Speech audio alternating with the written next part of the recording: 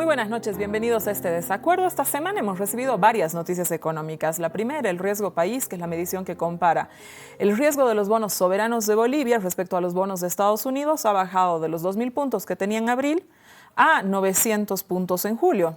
La causa de esta caída es la existencia de mayor cantidad de dólares en nuestra economía. Esto se puede deducir que es producto a la ley del oro y a los préstamos que se han inyectado en el país.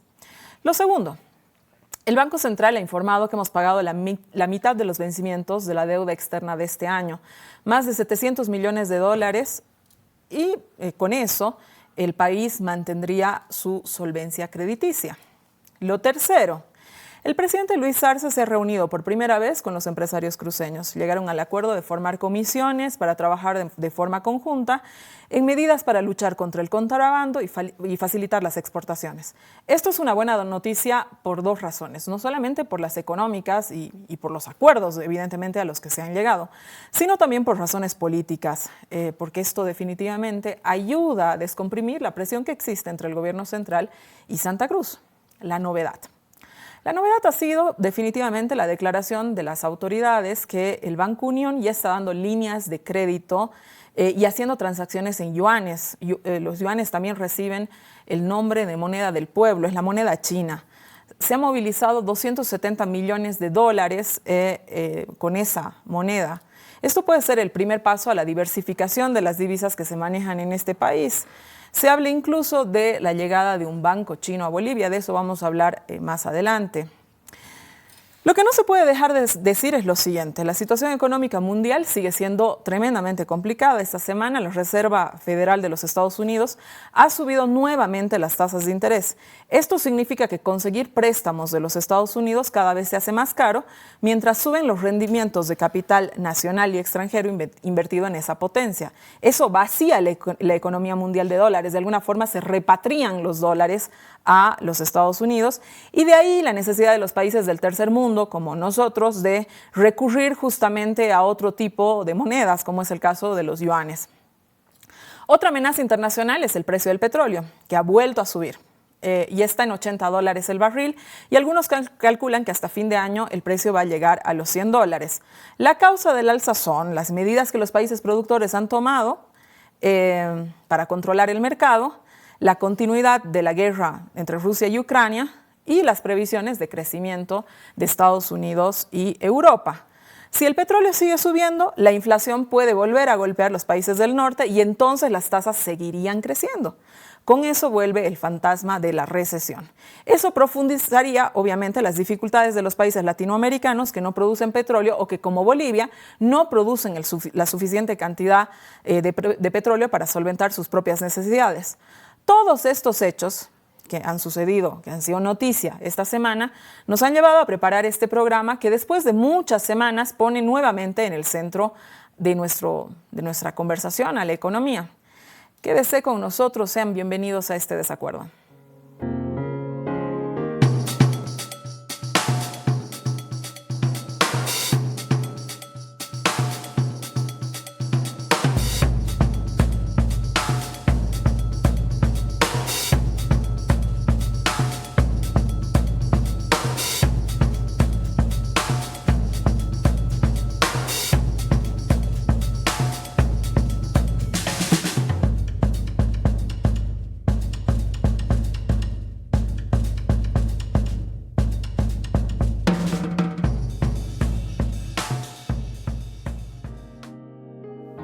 Hemos titulado este episodio de Desacuerdo yuanes versus dólares. Esta semana, como lo decía en la introducción, la novedad. Ya se empieza a comercializar con la moneda china en nuestro país. Tengo un panel de lujo realmente conformado por 3 economistas. Alberto Bonadona, bienvenido, buenas noches. Buenas noches, Susana. Daniel Agramont, que además es internacionalista. Bienvenido, Daniel. Buenas noches, gracias. Y Omar Velasco. Omar, bienvenido. Muy buenas noches a todo el mundo. Daniel, quiero empezar contigo. A ver, tú has hecho varios estudios sobre el creciente papel que ha tenido la China en Latinoamérica. Alguna vez lo hemos hablado incluso en este programa.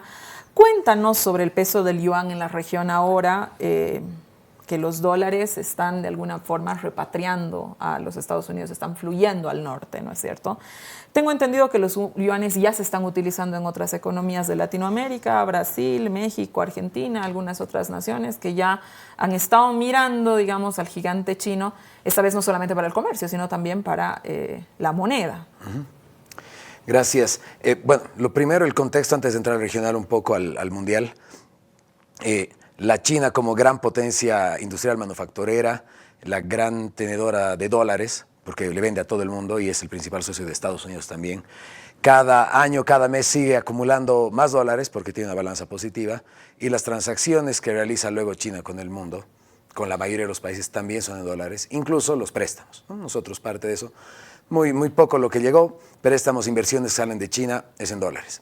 China, obvio que tiene la intención, uno de sus objetivos geopolíticos es de posicionar al yuan como moneda, como divisa internacional, pero a pesar del apuro que tenemos nosotros en la región, China no tiene apuro.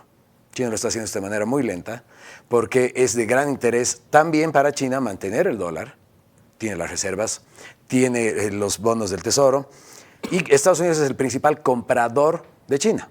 Si cae Estados Unidos, la economía estadounidense, cae Europa, como lo quería Putin, ¿quién va a comprar todos esos bienes caros de alta tecnología, alta calidad? China. El sur global, por supuesto que no. Entonces, ahí tenemos que entender esa posición de China, más que decir el yuan, se viene el triunfo del yuan y la China con su moneda. China no tiene apuro y está avanzando en sus objetivos geopolíticos con mecanismos que ya los controla, como por ejemplo, ser el mayor receptor de inversión extranjera de Occidente, hecha en dólares. Ser el principal exportador, tener préstamos con un montón de países en el mundo, avanzar su ruta de la seda. Taiwán, el yuan, objetivos de más largo aliento. Ahí, ¿cuál sería la importancia del yuan entonces en la región? Lo primero, hay que ser enfáticos. El yuan es marginal en la región. Las transacciones son por excelencia en dólares entre los países. Hay estadísticas que nos dicen que está subiendo muy rápido, ¿verdad? Pero puede ser engañoso si lo queremos equiparar al dólar. No se compara.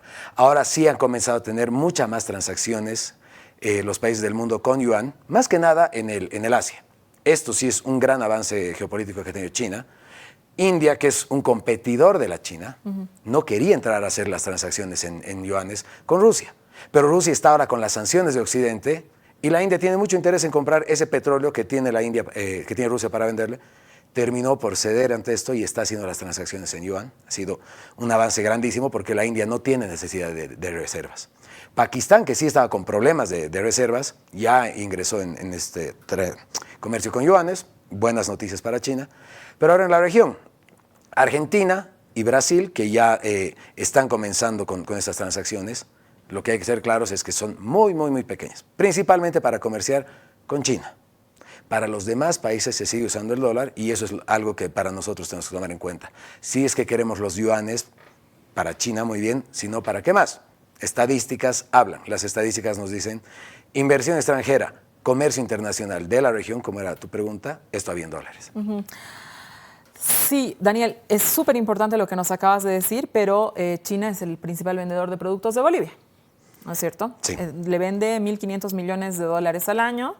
Nosotros solamente le vendemos 500 millones de dólares, ¿no? Entonces, a ver, explícanos un poco entonces esta balanza, ¿no? Esta balanza comercial entre los yuanes y los dólares ya pensado en nuestro país, porque tú eres claro, de pronto no estamos hablando de algo que vaya a sustituir efectivamente, ni nada de aquello, pero de pronto te descomprime también, ¿no es cierto?, una necesidad de divisas que se está ahora mismo presentando, ¿no? Claro, ese es el gran potencial del yuan y que si no era el yuan podía ser una moneda propia. Lo hemos intentado muchas veces, incluso Lula lo volvió a traer sobre la mesa. Difícil, no estamos pudiendo avanzar porque, claro, lo que necesitamos en primer lugar es nivelar nuestras balanzas y para países con balanzas negativas se les hace más difícil. Ahí Brasil es el único que tiene el músculo en este momento, ¿no? Brasil se está separando completamente de los demás y más que nada Argentina, o sea que son años y años del mismo tema, no logran pararse. El déficit va a ser que necesites alguna divisa. Dólares con todo el préstamo con el FMI, con los problemas. Sí, el yuan sale como una alternativa y en primer lugar sería para el comercio con China. Como tú lo has dicho, si China es el principal vendedor de todos, ¿no? De todos, es o el número uno de la mayoría y el número dos de los demás, Entonces surge una buena alternativa de decir, ¿por qué vamos a tener que utilizar dólares para comerciar con China si podemos ya utilizar esta moneda y esto nos quita esa presión, como tú decías? El problema también, como lo has mencionado, es si tienes balanza negativa, entonces ya sea que hables de dólares, que hables de yuanes o que hables de euros, tienes que conseguirlos. El gran desafío es de dónde conseguimos ingreso. Porque si tenemos los yuanes con China, que puede ser un mecanismo de swap o como lo vayan a explicar ya bien específico, si tenemos la balanza negativa, que más o menos en promedio he estado sacando, sería algo como 700 millones de exportación, 2.400, 2.200 de importación. Un tercio. Un tercio. Luego del primer año necesitamos otra vez yuanes. Puede ser ahí que China decida ponerse esto al hombro, pero viendo los datos, ya no han llegado préstamos para la región por el Exim Bank y por el Banco de Desarrollo Chino. Desde el año 2019 estaban en cero y ahora China se está pasando más a los préstamos más comerciales. ¿Dónde quedaría esto entonces? Bueno, un gran préstamo que nos permita tener varios años de déficit y así solventamos. Entonces sí es una alternativa, pero no nos soluciona el tema de hay que nivelar nuestra balanza. Alberto, vamos contigo. A ver, el predominio del dólar viene en el comercio mundial, viene después de la Segunda Guerra Mundial. El país gana la guerra, el vencedor impone la moneda y eso le da una ventaja, por supuesto, estratégica, incomparable, indiscutible a los Estados Unidos. Uno de los resultados del predominio es que los países que tienen recursos naturales como el nuestro, que no están industrializados, ¿no es cierto?, tenemos que vender nuestras materias primas, ¿no?, para conseguir los dólares, ¿no? Y con esos dólares compramos maquinaria de afuera para precipitar nuestro desarrollo. Esto, ¿no?, desde tu perspectiva, ¿no establece una desventaja histórica de partida a los países del tercer mundo? Y no solamente voy a hablar de los países del tercer mundo, creo que Daniel ya ha hecho un pequeño, ¿no?, con esto, una pequeña pincelada. La zona euro tampoco está libre de los dólares, hay un predominio de los dólares. Entonces, ahí hay una ventaja histórica, ¿no? Bueno, hay que ver que la razón fundamental para que un país llegue a imponer su moneda como moneda universal o dinero universal es la potencia productiva que tiene. O sea, no es porque, bueno, digamos, lo que ganó la Segunda Guerra Mundial se impone como vencedor, es el reconstructor de Europa, hace que pues, se potencie su industria. La guerra misma le contribuyó a Estados Unidos a potenciarse, no fue destruido, aparte de Pearl Harbor no hay mayor incursión en territorio estadounidense. Entonces, acabada la guerra, es una potencia industrial. Y es la potencia industrial que va a suplir a la potencia que era Inglaterra. Y eso es lo que hay que ver, es decir, ¿qué es lo que tiene detrás una moneda para imponerse? Y lo que tiene es la producción. Y además de eso, Estados Unidos llega a crear un gran mercado de capitales. Entonces, cuando se ve ahora, ¿qué vemos en China? En China lo que vemos es un gran productor que está inundando con su producción a todas partes. Recuerdo una vez yo estaba en Londres, me quería comprar uno de esos soldaditos con su, no sé cómo se llama, ese su casco grande de peluche parece. Bueno, digo, quiero, esto es un buen recuerdo bonito, doy la vuelta, made in China. No, pues no, yo quiero algo que se ha hecho en Inglaterra, si no lo iba a comprar, para eso voy a la China. Ni el té después de la China, es de Ceilán o de la India. Bueno, entonces, esa es la penetración que tiene la China, pero, por ejemplo, no tiene un mercado de capitales. Ahora, y aparte de eso, lo que tiene la China es una gran paciencia. O sea, la China está planteando ser una gran potencia mundial, no el 2023, 24, 30, no, tiene una visión de 50 años, de 100 años, es esa la visión de China. Entonces, nosotros estamos en la preocupación de generar algo hoy día y como sea. Y la China nos ve, yo me imagino, y dice, bueno, si llega el momento, sí, claro, yo les puedo dar algo de dinero. Y posiblemente sea la salida para Bolivia. O sea, llegado el momento, la ausencia de dólares sea llenada por China. Cuando nos vea ya ahogándonos con el agua por aquí, nos dirá, bueno, tomen, nos dará un dedo para salvar la situación. Pero esa es la visión de China. Pero volviendo a este asunto que tú me preguntabas, la potencia americana de imponer su moneda es precisamente por esto, y no va a acabar en 5 o 10 años. Esto todavía tira para largo, la China tiene una visión de largo plazo, pero, por ejemplo, en el caso de Argentina, de nuevo, con la gran presión que existe por la inflación, por la necesidad de... Ellos tienen 2.000 millones de reserva y es una economía que debe estar por lo menos 15 veces más grande que Bolivia o algo por ahí. Entonces, no es una economía pequeña, pero necesita... ¿Y qué es lo que ha hecho la China?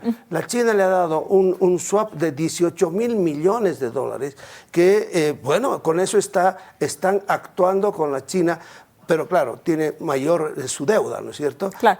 ¿Tú crees que hay alguna situación que pueda transformar esto? Porque con Daniel alguna vez lo hemos conversado en este mismo espacio. La guerra comercial de China y Estados Unidos ha sido una guerra comercial, digamos, sin,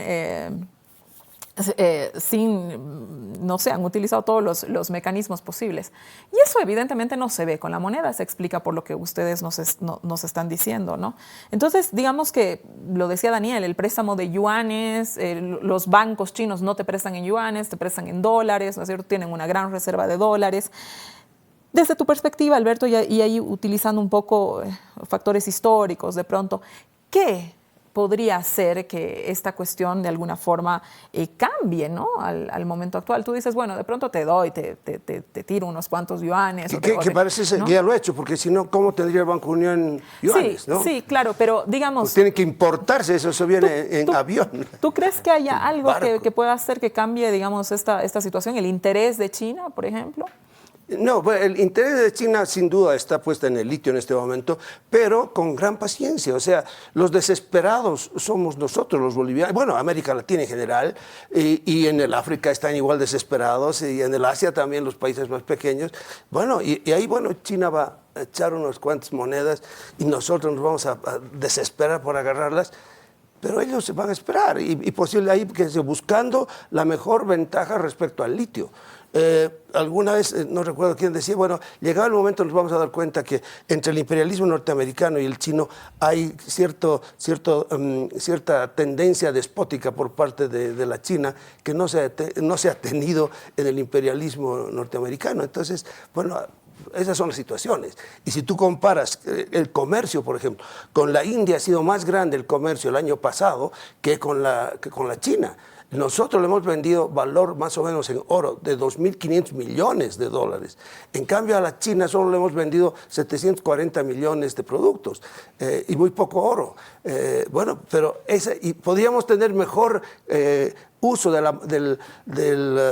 ¿cómo se llama la moneda de la India? Es, bueno, la rupia. La rupia. Claro, tendríamos mejor comercio con rupias, porque le vendemos más y con un saldo positivo. Con la China, por eso digo, ha tenido que haber alguna situación particular donde nos han exportado renminbis para poder transar aquí en el Banco Unión. ¿Cómo se llama? No puedo pronunciar. Renminbis. Renminbi. Claro, porque yuan es la moneda del pueblo, pero el nombre de la moneda en sí es renminbi. Uh-huh. A ver, Omar, ¿cómo funciona este mecanismo de los yuanes? ¿Cómo es que el Banco Unión consigue yuanes? Porque hay una cuestión que también ha salido, ¿no es cierto? Si es que el Banco Unión está usando dólares para comprar yuanes, por supuesto que esto no tendría ningún sentido, ¿no es cierto? La China está aceptando bolivianos, se va a comerciar vía productos. ¿Qué es lo que está sucediendo? Bueno, me voy a robar unos pequeños segundos para comentar un poco lo que dijeron Daniel y Alberto, porque me parece importante no perder de vista que en realidad estamos entrando en un nuevo orden mundial, donde el sur global le está disputando al norte su hegemonía, su privilegio en diferentes ámbitos. Lo ha hecho en el tema económico, y ahí me reparo con una palabra que decía interesante Alberto, porque en realidad la moneda es el reflejo de la capacidad productiva que tiene un país. Y lo que no tenemos que perder de vista es la perspectiva futura que va a tener China, el Asia en su conjunto a nivel internacional, y consecuentemente eso se va a ir reflejando en su moneda. No importa, Daniel, si hoy, por ejemplo, la participación del yuan en la economía mundial o en Bolivia o en la región sea muy baja, la perspectiva hacia adelante es que eso vaya a incrementarse, ¿no? Eso creo que es importante, digamos, no perder en la agenda internacional. Ahora, entrando un poco a tu pregunta, a ver, para explicarlo de manera más didáctica, digamos que tú eres la importadora exportadora, yo voy a ser el Banco Unión. Alberto me puede ayudar como el exportador chino, no tiene nada que ver los ojitos. Pero perfecto. Entonces, digamos, tú quieres importar, tú vienes al banco y me dices, digamos, mándeme una orden de importación. Yo lo voy a contratar a Daniel. Daniel es mi banco corresponsal en el exterior, que lo que va a hacer es hacer el pago a Alberto en yuanes por la operación. Alberto va a estar feliz porque va a tener su mercadería, se le va a pagar en yuanes. Y, ojo, la pregunta es, ¿por qué Daniel estaría interesado en recibir bolivianos a cambio de yuanes? Porque la operación se va a hacer entre nuestras monedas sin pasar por el dólar. Porque luego va a haber otra persona que va a venir donde Daniel y también va a hacer la operación inversa, esta vez para los exportadores, porque vamos a tener exportadores que estén realizando ventas a China y por supuesto van a estar recibiendo bolivianos, ¿no?, en vez de dólares, ¿no? Entonces, este es un mecanismo que, por un lado, nos ahorra los costos transaccionales de no tener que pasar por el dólar. Y, por supuesto, es una fuente de diversificación que tienen también nuestras divisas. En el contexto anterior, a mí me gustó tu introducción, está subiendo la tasa de interés. La anterior semana la FED volvió a subir. Cuando sube la tasa de interés, lo que pasa es que el costo del dinero se encarece. Eso explicado en términos del dólar, si el dólar se fortalece, se valoriza. Es decir, el dólar se encarece, tener dólares es cada vez más caro. En cambio, los yuanes aparecen como una alternativa incluso mucho más barata. Las comisiones de transferencias bancarias en el exterior son más baratas en yuanes que en dólares. Esa es digamos, una alternativa de por qué apostar a los yuanes. A ver, sabemos que el uso de yuanes es para disminuir la presión, ¿no? Lo has explicado muy bien sobre la divisa y creo que aquí está muy claro en esta mesa. Pero también Daniel era muy enfático en algo que yo creo que es real y Alberto también, es decir, no se van a sustituir los dólares. Eso también es así. Y no se van a sustituir los dólares también por un tema de las percepciones, ¿no? Yo ahorro en dólares, tú ahorras en dólares, es decir, la concepción que se tiene sobre el ahorro es mejor ahorrar nomás en dólares, ¿no es cierto?, que en bolivianos, aunque había un fortalecimiento impresionante del boliviano y la bolivianización y toda aquella cuestión, ¿no? Los autos se ofrecen, la venta de los autos se ofrece el precio en dólares, las casas, los bienes raíces se ofrecen en dólares, es decir, las grandes compras, ¿no es cierto?, las importaciones, etcétera, no hay otra moneda que el dólar, ¿no? Y eso tiene que ver también con factores psicológicos, ¿no?, de la población. Es decir, aunque hoy por hoy, digamos, vos tienes tus bolivianos y tus bolivianos valen, ¿no es cierto? No es que necesitas un fajo, una mochila, no nada de aquello, ¿no?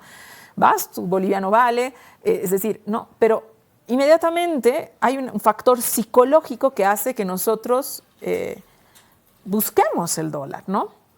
Entonces ahí te pregunto, Omar, sobre ese factor psicológico que hoy día en economía es bien interesante, bien importante, que ahora están hablando tanto de los factores psicológicos y los comportamientos culturales de la gente, ¿no es cierto?, que me parece un factor a analizar siempre. A partir de aquello, ¿cómo ves, digamos, que le ha caído a la población boliviana esta escasez de las divisas y cómo ha ido evolucionando esa escasez de los dólares en los últimos meses? Evidentemente se ha ido mejorando, no es que se ha solucionado, se ha ido mejorando, pero cómo esto cae, ¿no? Claro que sí. Quiero comenzar con algo que, digamos, trato de ir repitiendo, porque no es un problema como tal de escasez de dólares, ¿no? Ese parecería que fuera la percepción. En realidad, lo que Bolivia ha experimentado es una baja liquidez en divisas, ¿no? Y eso, por supuesto, ha generado un estrés, digamos, en la economía. Ahora, ¿por qué es importante diferenciar estas dos cosas? Porque en realidad las divisas pueden ser el euro, puede ser el dólar, puede ser cualquier otra moneda que cumpla las funciones del dinero, ¿no? ¿Por qué tiene que ser necesariamente el dólar? Esa es la pregunta que yo hago. Ahora, cuando ocurre el ataque especulativo a principios de año, lo que va a pasar es que la gente va a comenzar a comprar dólares, ¿no? ¿Y por qué lo hace si el mercado tenemos más del 99% de los productos, está hablando de la canasta familiar, todos están en bolivianos? ¿Cuál es la necesidad de comprar dólar? Compran dólares porque entienden que el dólar es un activo de refugio, hay una sensación de protección, de seguridad que les da el dólar, ¿no? Ahora, ¿cómo surge esta idea? En realidad, y tú lo has mencionado bastante bien, ¿no? Porque aquí hay digamos, una especie de, digamos, contradicción. Bolivia ha sido uno de los casos más exitosos de desdolarización financiera que hemos tenido en el planeta, con seguridad. Sin embargo, a pesar de esa desdolarización, no hemos logrado eliminar al dólar, ¿no? Y no se lo elimina en realidad. ¿Por qué? Porque todavía el dólar pertenece o se mantiene... Pero además porque no se puede. Supongamos que se puede eliminar al 100% en el sistema financiero. Ese no es el punto. El punto es que tenemos una economía paralela al sector formal, que es la informalidad, nuestra economía popular, donde hay una gran cantidad de personas, ¿no? Los comerciantes, transportistas, que viven utilizando el dólar como un medio de vida, porque realizan transacciones con el dólar y están acostumbrados. Es decir, se ha creado una especie, digamos, de cultura, una especie de simbología a través del dólar, de por qué la gente utiliza el dólar, y eso se ve reflejado, por ejemplo, en la fiesta de las salacitas, porque las salacitas, cuando uno compra los billetitos, se compra dólares. Eso lo hace porque culturalmente entendemos que el dólar es digamos, símbolo de la abundancia, ¿no? Yo creo que, digamos, la incursión del yuan en este sentido, o sea, tiene que también superar esta barrera, digamos, psicológica que tienen las personas de cómo entendemos el uso de las divisas, ¿no? Que el dólar el yuan puede cumplir las mismas funciones que el dólar, pero la gente quiere comprar dólares. Entonces, hay una sensación de hay que romper con esta colonización mental que tienen los bolivianos con el uso del dólar. A ver, qué interesante está todo esto, pero me tengo que ir a un corte. Se me acababa el tiempo de este bloque, quédese con nosotros. Vamos a seguir hablando de los yuanes versus los dólares. Quédese con nosotros. Volvemos a este interesantísimo programa en el que hemos titulado Yuanes versus dólares, bajo intentar entender, hacer una explicación, un análisis del anuncio que hubo esta semana en el país por parte de las autoridades que el Banco Unión está comerciando, de hecho comerció $270 millones en moneda china. Bien, Daniel, voy a empezar contigo y otra vez recurriendo a tus estudios sobre la China y esta tensión que ha habido con los Estados Unidos. Porque hace algunos años había una percepción de que la China ascendía de forma imparable y que parecía que lo estaba nomás, digamos, atrincherando, ¿no? a los Estados Unidos, que se ponían sin lugar a dudas en la primera posición mundial. Todo parecía indicar eso, ¿no es cierto? Pero de alguna manera, en el último tiempo, esa impresión por ahí se ha ido disipando, ¿no? Es decir, aunque los Estados Unidos fracasa en su modelo de exportador de democracia al resto del mundo, ¿no es cierto? Lo cierto es que Estados Unidos ha logrado poner un freno a Rusia en lo de la guerra de Ucrania, ha logrado muchísimos respaldos, ¿no es cierto? Cosa que nos ha devuelto de alguna manera a la Guerra Fría, ¿no? Ha conseguido unos ciertos apoyos. Eso es una realidad, eso es algo que ha pasado, ¿no es cierto? Y se ha decidido, ¿no?, hacer una guerra comercial con China. Parecía que China estaba ganando la guerra comercial, el 5G, habían todas estas cuestiones, pero lo cierto es que por primera vez el país asiático no crece a la velocidad que estaba creciendo e incluso tiene problemas de recesión en ciertos sectores de su economía que se pueden explicar de muchas maneras, pero está la guerra comercial con Estados Unidos, en la que Estados Unidos tampoco se ha detenido, ¿no es cierto? ¿Cómo ves la competencia de estos dos gigantes por el dominio del mundo? Sí, lo primero sería otra vez las etiquetas, ¿no? No nos olvidemos, esta batalla hegemónica es entre un hegemón actual. Desde hace 130 años Estados Unidos es la economía más grande del mundo. Desde terminada la Segunda Guerra, como decía Alberto, la mayor fábrica del mundo, pero que está muy caída. Entonces, cuando se habla que Estados Unidos está perdiendo poder, es el declive de Occidente, ¿no? No quiero caer en esos simplicismos de pensar que, claro, mañana, pasado mañana, de aquí a un año, Estados Unidos cae, es un país en fuego y el dólar se destruye. Pero sí está perdiendo mucho poder y este poder está siendo contestado por varios, y más que nada la China. Entonces, China, su etiqueta sería el hegemón contendiente, y que China le ha arrebatado mucho del poder que tenía Estados Unidos. Lo primero, el industrial. Como mencionaba Alberto, fue Estados Unidos que diseñó el nuevo orden mundial el año 47 como quería. Estados Unidos, Keynes, proponía, hagamos una divisa mundial. Estados Unidos, no. Es el dólar y lo anclamos al oro, no te preocupes. Después de 20 años, lo siento, rompemos el patrón oro y Estados Unidos tiene la capacidad de endeudarse al infinito. Se queda con el ejército más grande del mundo, con el dólar como la gran moneda mundial, un montón de poder. Pero China, podríamos mencionar, es la fábrica actual del mundo, es el mayor receptor de inversión extranjera. En el Asia es quien más está jalando el apoyo regional. Incluso países que antes apoyaban a Estados Unidos están ahora pasándose al bando neutral inclusive, ¿no? La India comerciando con yuanes, hizo que la India es un competidor regional con China, termina haciendo transacciones ya en yuanes. Entonces, estamos en este trance, pero lo que sí me parecería importante resaltar es que China es quien está ahora dando la línea. ¿Con qué? Con el modelo estatista. China con su Estado fuerte, manejando el capitalismo que tienen, un capitalismo muy fuerte, con este modelo mixto, que no es nada nuevo, solo que a lo chino, en vez de ser un Estado de bienestar europeo, un modelo mixto a lo chino, dicen, el Estado va a invertir todos los billones que necesitemos para ser la potencia industrial, porque están atrapados en una economía que está desbalanceada, están en una trampa del ingreso medio. Pero China la tiene claro, vamos a ser la potencia tecnológica, ya no queremos vender más baratijas, ya no queremos seguir siendo el que hace las laptops de Hewlett Packard, el que hace los celulares iPhone, tenemos marcas propias, pero queremos más, queremos ser el diseñado en China, el Made in China está muy corto. Y Estados Unidos, Trump ya lo puso el 2017, Biden continúa con todo, que dice, bueno, la única forma entonces de parar a China es intervenir.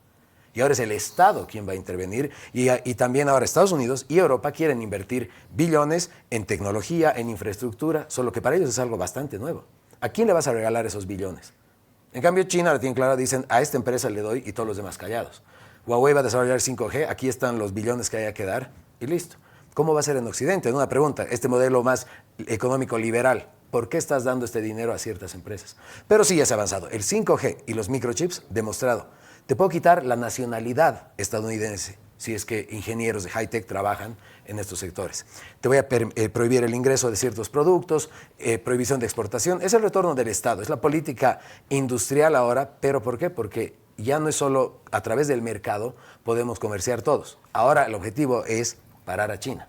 Sí se ha desacelerado, como tú dices, pero bueno, esto es también con el COVID al medio y todavía queda la duda, ¿no? Con la guerra, con el ataque de Putin. ¿Hasta cuánto más van a seguir apoyando este ataque de Putin? Porque obviamente está impactando la economía. Este rebote que se esperaba tener la China más que nada, después de que ha tenido cuarentenas tan estrictas, no ha sido lo que se pensaba. China va a pasar a Estados Unidos como la economía número 1 el 2029, se pensaba, ¿no? Antes del COVID.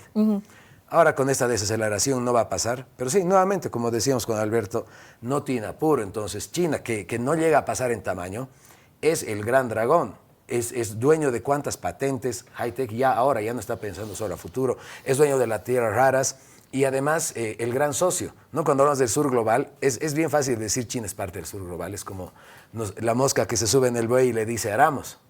Obviamente China está jalando al sur global, pero con los que entran en su esfera, estamos jugando más a su juego. Ahí la pregunta sería, los yuanes, sí podría ser una alternativa, pero que China asuma ese rol de hegemón. No lo ha asumido todavía. Préstamos, sí, pero no asume ese rol. Estados Unidos, quieras o no, en el neoliberalismo, era el shock. Y por otro lado, dólares y dólares para agarrarte del cuello. Pero llegaron los dólares. En cambio ahora es préstamos más comerciales. A ver, dame un proyecto y veremos si te presto. Ay, Alberto, a ver, tú y Daniel han dicho una cosa que es tremendamente interesante y es, bueno, finalmente los Estados Unidos, ¿qué estaba detrás del dólar? No es que han puesto dólares y no había nada detrás, eran la fábrica del mundo, por decirlo de alguna manera, quienes han diseñado, etcétera, etcétera, ¿no? Y hoy día la fábrica del mundo es también China. Entonces, en ese sentido, la pregunta es, ¿por qué desde tu perspectiva la China no impulsa más su moneda? Porque eso los fortalecería, como acaba de decir Daniel. Es decir, yo quiero ser el hegemón, ¿no es cierto? Bueno, para ser el hegemón tengo que cumplir ciertos pasos. Hay pasos que la China los ha dado y los ha dado aceleradamente y ¿no? Incluso pasos políticos, digamos, que uno no puede dudar que los ha dado, ¿no? ¿Qué pasa con la moneda? Fíjate, yo creo que es bien importante darnos cuenta de esto, ¿no? En el dinero uno puede ver lo que es el dinero físico, o sea, el dinero que se está vendiendo en del Banco Unión en este momento es el dinero físico que ha tenido que venir de la China por algún trato que se ha tenido con la China. Ya está. Porque la gran cantidad de dólares no han venido porque estamos vendiéndoles y nos está pagando en yuanes. No ha sido así. Entonces, pero ese es el dinero físico. En cambio, en el mundo de los capitales, en el mundo financiero, existe lo que es el dinero bancario. Y el dinero bancario es un dinero que existe en el registro. O sea, no vas a tenerlo físicamente. No es el billete. Eso se da principalmente por las transacciones bancarias. Y crece con registros digitales. Ahora, en el mercado de capitales, cuando compras y vendes valores, pues lo que va a predominar son esas transacciones virtuales, que no son transacciones que se llevan en su maletincito la plata y compras, qué sé yo, 1 millón de títulos valores de la bolsa de Nueva York o de la bolsa de Beijing, pero principalmente se va a hacer en dólares y la banca internacional está dominada todavía por dólares. Ahora, claro, el Banco de la China es muy importante, es estatal, es del Central Banco de la China y está entre los bancos más grandes del mundo, todo lo que tú quieras, pero es un banco. La banca, los movimientos de dinero en el mundo todavía se hacen en dólares. Y la segunda moneda, sin duda, es el euro, no el yuan. Entonces, después del euro tú tienes el yuan. Está bien, yo estoy seguro que de aquí a 20 años, 30 años, ya no lo voy a ver yo. Ahí van a tener ustedes, jóvenes, que transar con yuanes. No lo sabemos, Alberto, Alberto, porque desde que te conocemos estás igualito. Entonces ya te he dicho que tú has bebido la pócima de la juventud eterna. A ver, te voy a hacer una pregunta más, ya entrando a la economía nacional, aprovechando que estás aquí. Se dijo desde la oposición al gobierno de Arce que la crisis económica era inminente, que sería general, que habría inflación generalizada, que se detendría completamente el crecimiento del país, pero la realidad es más terca, es mucho más compleja que, digamos, 4 o 5 líneas discursivas, digamos, ¿no? No se ha resuelto la carencia de los dólares, es cierto, pero ha disminuido la presión por la divisa. El riesgo país ha caído, es una noticia que está, la inflación sigue siendo baja, hay sectores con tasas de crecimiento del 10%, turismo, restaurantes. ¿A qué le atribuyes ese fenómeno, Alberto? Te quiero preguntar un poco tu opinión en esta parte sobre el nuevo mercado interno que de pronto Bolivia está teniendo y que de pronto capaz no está tan visualizado, ¿no es cierto? El mercado se ha diversificado mucho, ¿no? Y a principios de año particularmente hemos escuchado muchos discursos, muchas líneas discursivas diciendo que ya se venía una nueva UDP comparando, digamos, el momento del UDP con este momento. Y ahí uno dice, a ver, eso quizás sirve como retóricas políticas, ¿no? Pero por ahí no se acerca tanto a la realidad que, insisto, es una realidad muchísimo más compleja. ¿Qué opinas sobre esto, Alberto? Yo creo que esta parte del año, o sea, a partir de agosto, las situaciones, no solo en Bolivia, en el mundo, se van a complicar.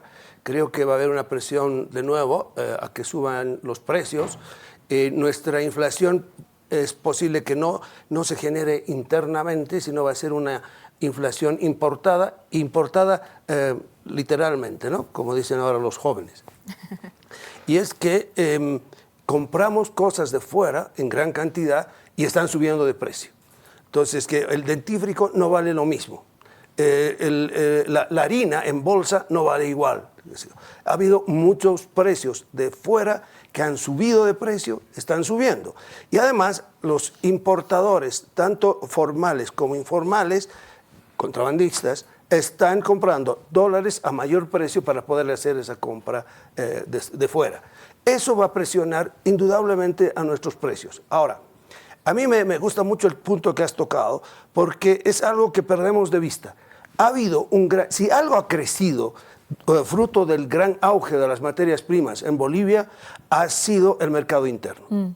Y ese mercado interno es el que más o menos nos mantiene todavía baja la inflación, aparte de los productos subvencionados, porque si no hubiera la subvención ya estaríamos realmente tocando campana, ¿no es cierto? O tirando la toalla. Esperemos que no la tiremos la toalla, sino sigamos en esto y que se pueda mantener por mucho tiempo más este equilibrio que es, a ver, comparando es como si todos los barquitos de América Latina, hay unos que se están hundiendo, el Perú está mejor, Colombia también, y Bolivia ahí tratando con su barquito pero al resto de países o en el mundo, el agua le está llegando aquí por la inflación, ¿no es cierto? Nosotros todavía podemos mantenernos a flote, esperemos que se mantenga así. Ahora, yo la verdad veo que para eso lo que se tendría que impulsar, tú decías, hay una recuperación del turismo. A mí lo que me gustaría ver es cómo el Estado en este momento apostaría más por el turismo, porque es un sector que puede reaccionar mucho más, puede generar más ingresos, divisas bueno, no en yuanes, va a ser en dólares, ¿no es cierto? Y si se dolariza la Argentina, también va a venir ahí dólares de la Argentina. Entonces, va a haber esta situación que pueda mejorar, y yo quisiera ver eso, y sería interesante. Pero para eso necesitas tú impulsar algún sector que produzca algo más. Y eso también puede ser ya impulsado a mayor plazo con otros productos agroindustriales o agropecuarios que sí se pueden generar en nuestra economía. Desde tu opinión, Omar, ¿por qué no ha llegado esa crisis digamos, generalizada que de pronto se anunciaba?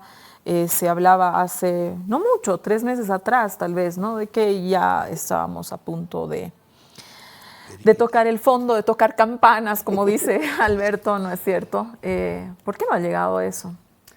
Bueno, se ha vaticinado que estamos ya medio año, digamos, turbulento, ya a esta altura deberíamos esperar, ¿no? Una catástrofe, como algunos lo han predicho. A ver, ¿por qué ese pronóstico no funciona? Creo que hay que entender un poco la lectura, digamos, los eventos. Para mí el tema fundamental viene por la crisis un shock inesperado, ha sido la guerra de Rusia y Ucrania, hace que el precio del petróleo se dispare. Eso, digamos, encarece enormemente el costo de la subvención, más allá, digamos, del tema del ciclo del gas, que al gobierno le genera, por supuesto, una fuerte presión de divisas. En la composición de divisas tenemos una, digamos, cada vez mayor participación del oro, menor participación de las divisas como tal. Y claro, llega un momento en el cual, desde mi punto de vista, claro, desde el frente opositor al gobierno, los críticos van y se dan cuenta de que el gobierno eventualmente no podría tener la capacidad de poder responder frente a una situación de corrida de depósitos. Entonces, surge en el mes de febrero una combinación de el ataque especulativo que provoca, por un lado, un exceso de demanda y del otro lado, una baja liquidez en divisas por lado del gobierno, por lado de las reservas, que hace que la falta de dólar se comience a sentir como no se había sentido en los últimos 10 años, ¿no? Entonces esa combinación de eventos es lo que, digamos, nos lleva a una situación distinta de lo que habíamos vivido. Ahora bien, ¿qué es lo que pasa en los siguientes meses? Por un lado, y tú lo has mencionado muy bien, digamos, de alguna manera que sospechosa, digamos, porque la idea es que vamos a llegar a una devaluación de 10%, ¿no? O sea, de 10 bolivianos por dólar, y eso no ha pasado. Entonces, en ese camino, por un lado, se destraba el tema de la ley del oro. La ley del oro le da primero al gobierno la capacidad de liquidez para poder enfrentar esta corrida de depósitos que hemos tenido, y por otro lado también se aceleran los desembolsos externos. Entonces, eso ha sido un colchón que ha contenido esa sensación de escasez de dólares en la economía. Y por supuesto, del otro lado también es importante las medidas del gobierno que ha hecho para mantener la inflación baja, porque está bien, tiene que ver la subvención como tal, pero la subvención tiene su participación en la canasta, no es que la subvención como tal sostenga los precios, ¿no? Sino países en el mundo que también tienen subvención deberían estar con la inflación como Bolivia y no la están. Países que tienen un tipo de cambio fijo como Bolivia también deberían tener una inflación baja y no la están. O sea, hay algo más, además de estos eventos tradicionales, que explica. Yo creo que la batalla que la gana el gobierno es el año 2021, cuando se comienza a subir de insólito el precio del maíz y comienza a haber nuevamente, ¿no?, especulación con el precio del maíz. Se trata de comenzar a ocultar, ¿no? Fruto de las batidas, esas inspecciones que hace el gobierno, encuentran silos clandestinos donde efectivamente se demuestra que se estaban acumulando esto, por supuesto, ¿para qué? Para luego venderlo afuera, donde se puede ganar un precio más alto. Entonces, el gobierno le gana la batalla a los especuladores en el sector productivo, y eso permite que la estabilidad de de la cadena de precios, ¿no? De los insumos más importantes, sumado también a las restricciones a las exportaciones que se han hecho a varios productos, evite que la inflación se dispare. Ahora, terminando, lo que es importante es que, si bien no hemos retornado a la situación previa a este periodo de inicio de año, lo que hay que ver es que no hemos tampoco del otro lado tenido un aumento demasiado fuerte del costo para los bancos de poder adquirir dólares, porque lo que ha pasado es que los bancos están ahora comprando un tipo de cambio un poco más alto a los exportadores, y eso se está traduciendo en comisiones bancarias más altas para los importadores, pero que más o menos han estado en torno a los 4, 5, hasta 6%, ¿no? Consecuentemente, lo que yo veo es que más bien hemos logrado, el gobierno, ¿no?, en general ha logrado contener esta especulación, y hoy estamos ya en una situación, digamos, de retorno a esa normalidad. Me tengo que ir un corte y ya vuelvo solamente con las conclusiones de este interesantísimo programa donde hemos hablado de la economía en el mundo, de la economía en Bolivia y del desembarco de los yuanes en nuestro país. Quédese con nosotros. Conclusiones ya de nuestro episodio Yuanes versus dólares. Alberto Bonadona, muchísimas gracias por haber estado esta noche con nosotros. Una conclusión. Yo creo que lo más importante está por verse lo que va a ocurrir en nuestra economía. Yo no sería tan optimista como se presenta Omar. Yo dejaría un punto de interrogación. Esperemos que salgamos de toda esta situación.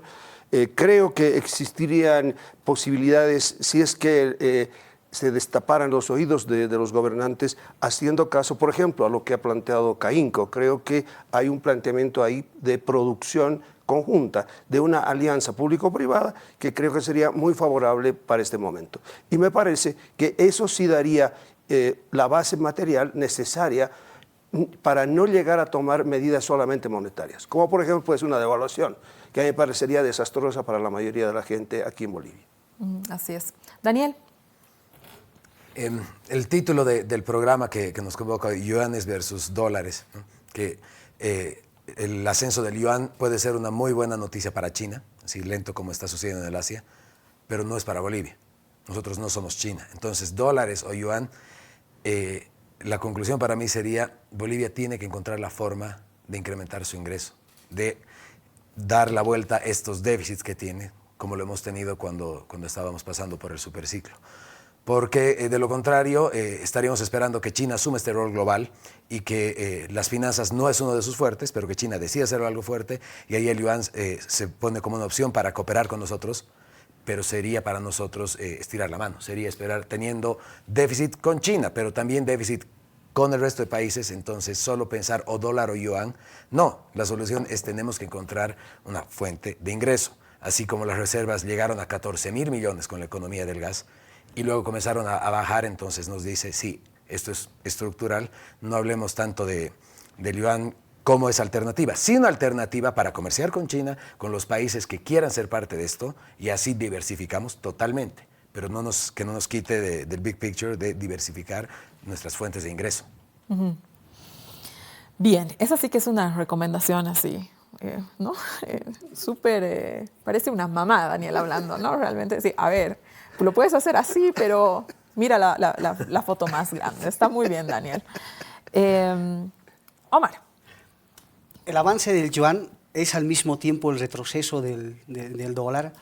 No estamos entrando a un ciclo de cambiar un hegemonismo por otro, estamos entrando a una multipolaridad donde vamos a tener, por supuesto, un mundo mucho más heterogéneo de lo que hemos vivido hace las décadas anteriores. Es decir, el pasado histórico no va a ser el mismo hacia adelante.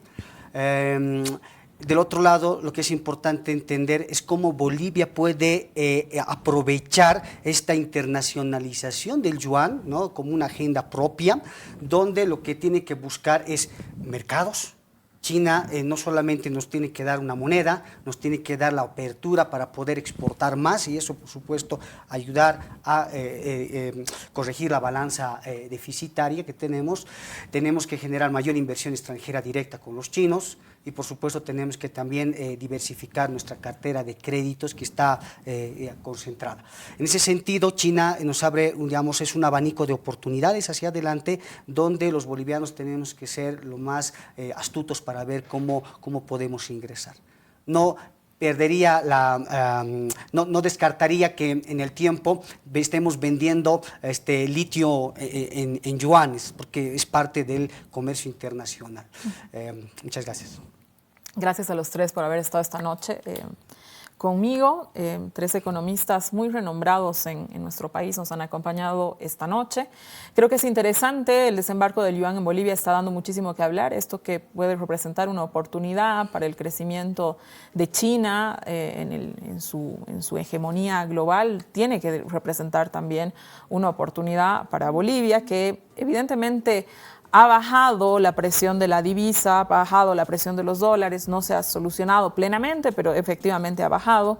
Hemos pagado la deuda externa, parte por lo menos de la deuda externa, lo que nos permite tener una solvencia, el riesgo país baja de forma importante, se reúne el gobierno y los empresarios, etcétera. Todo este conjunto de noticias tienen que representar una oportunidad. Falta ver en qué se traduce todo esto, falta ver si esos datos son suficientes para aliviar también ciertas sensaciones de malestar que tienen algunos otros sectores, y falta ver cómo todas estas noticias, todas estas acciones que están sucediendo en economía, en materia económica, se traducen en materia política, que por supuesto en nuestro país es central. Gracias por haberme acompañado esta noche en Desacuerdo. Quédese en la programación de RTP en Bolivia y en la programación de Canal Red en España. Conmigo hasta el siguiente domingo. Buenas noches.